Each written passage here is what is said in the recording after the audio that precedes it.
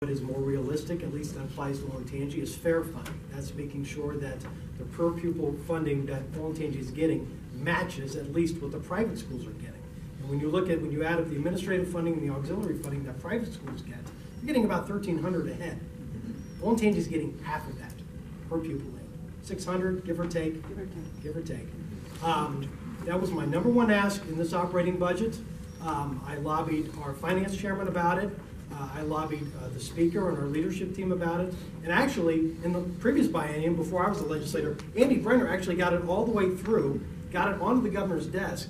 Governor Kasich vetoed that provision. So we've gotten fair funding all the way through. It's been vetoed.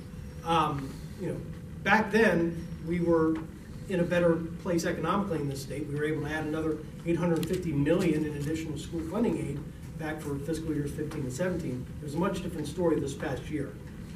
Governor Kasich came in and took a meat axe to a lot of traditional public school funding. We had to go in and restore as many school districts as we could.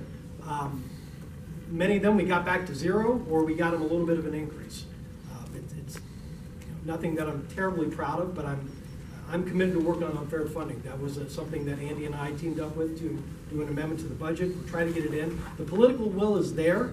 The money simply wasn't. We were facing a shortfall, at least in projected revenues, by $700 million at that time. Now, the picture is getting a little bit more rosier.